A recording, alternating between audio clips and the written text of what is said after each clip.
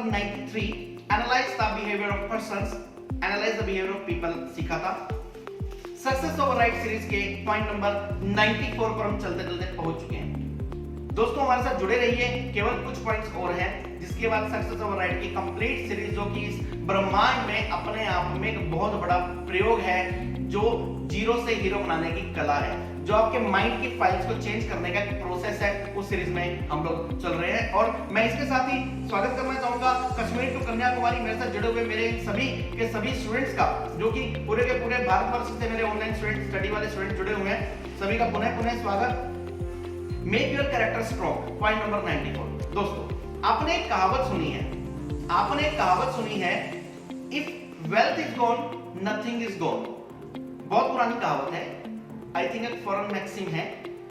If wealth is gone then nothing is gone, if health is gone then something is gone, if wealth is gone nothing is gone, if health is gone something is gone, but if character is gone then everything is gone।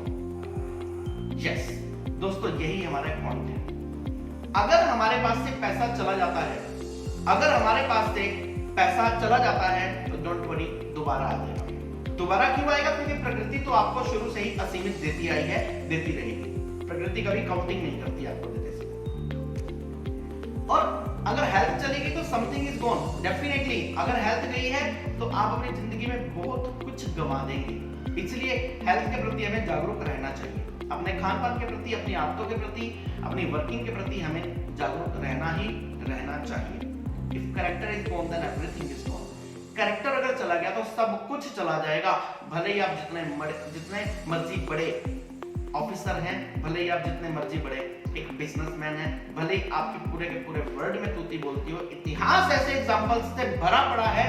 जब भी किसी का character loose हुआ तो हमेशा और हमेशा वो पर्सन आसमान से भी गिरकर फर्श तक पहुंचा, या शायद उससे भी नीचे गया। दोस्तों यहाँ पर कैरेक्टर का मतलब केवल और केवल उस कैरेक्टर से नहीं है जो आप गानों में सुना कि कैरेक्टर ढीला है, या मैं उस कैरेक्टर की बात नहीं कर रहा कि आपने बोला कि उसका लूज कैरेक्टर है या वो बड़ा कैरेक्टरफुल पर्सन है। Here the actual meaning of character is that कि what public thinks about you.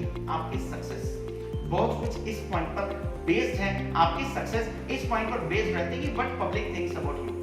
आपकी एक धारणा बन जाती है समाज में, एक छवि बन जाती है, इमेज बन जाती है कि आप किस तरह के व्यक्ति हैं।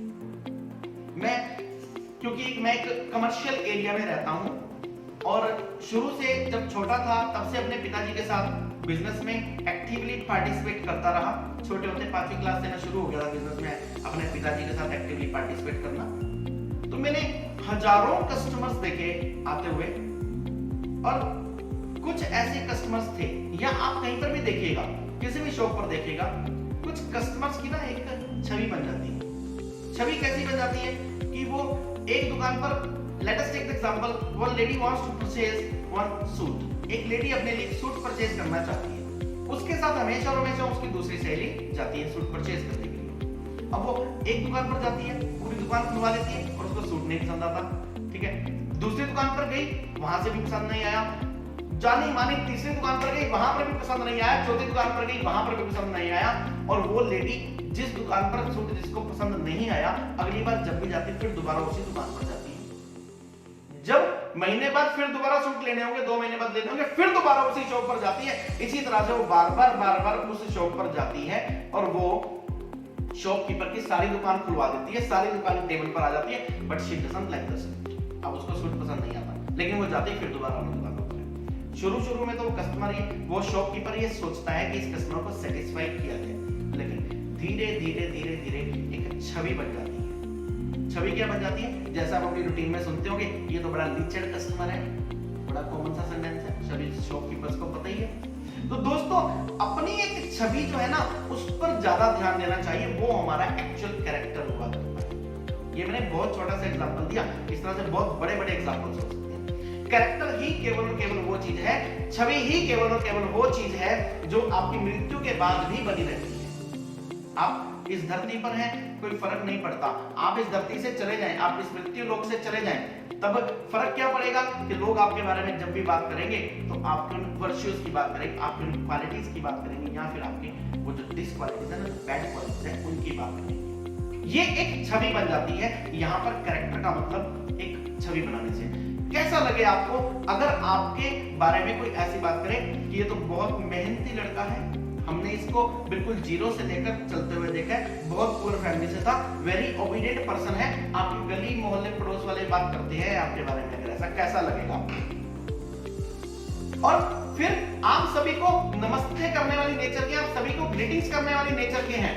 अगर आपका नेचर एंड बिहेवियर ऐसा है, अगर आपका नेचर एंड बिहेवियर ऐसा है, तो हमेशा और हमेशा एक बात याद रखिए कि जब भी ऐसे लोग आपके बारे में बात करेंगे तो हमेशा और हमेशा अच्छे वे में ही बात करेंगे, अच्छी सेंस में आपके लिए बात की जाएगी। इसीलिए अपने कैरेक्टर को स्ट्रॉन्ग रखिए, और कैरेक्टर को स्ट्रॉन्ग रखने का मतलब दोनों ही सेंस में है। जिस सेंस में मैंने बोला कि कैरेक्टर ढीला है, गाना आया था एक बार, ठीक है, तो उस सेंस में भी कैरेक्टर स्ट्रॉन्ग रखिए और अपनी जो छवि है उसको भी स्ट्रॉन्ग रखिए। जब आपकी छवि स्ट्रॉन्ग हो जाया करती है तो ब्रह्मांड की सारी ताकतें आपकी उस छवि के अंदर गुणात्मक वृद्धि करती हैं। और गुणात्मक वृद्धि करने का मतलब ये है कि आप मल्टीपल में बढ़ते हैं, आपकी वो इमेज जो है, आपकी वो छवि है, वो मल्टीपल में बढ़ती है, और जैसे जैसे वो मल्टीपल में बढ़ती रहती है आपकी ख्याति बढ़ती रहती है, और लोग हमेशा और हमेशा आपसे मिलने के लिए, आपसे बात करने के लिए, आपके संपर्क में आने के लिए, आपकी दुकान से सामान परचेज करने के लिए, आपके पास से सर्विसेज लेने के लिए,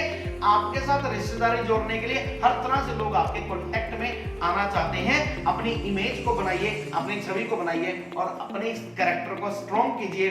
दोस्तों, पॉइंट नंबर 94 जो मैंने बताया, अपने सक्सेस की तरफ रास्ते पर जाने के लिए बहुत बहुत इंपॉर्टेंट पॉइंट है, क्योंकि लोग आपके साथ जुड़ेंगे, आपकी छवि अच्छी बनेगी, और इसी वजह से लोग आपके साथ जुड़ते जाएंगे, काफिला बनता जाएगा, और यही काफिला कल को आपके सक्सेस के रास्ते में आपका साथ देगा और आप अपने फाइनल टारगेट तक पहुंच पाएंगे। दोस्तों, आपको ये हमारी सीरीज कैसे लग रही है प्लीज कमेंट बॉक्स में लिखकर अवश्य ही बताइएगा। अपने दोस्तों को ज्यादा से ज्यादा शेयर कीजिएगा।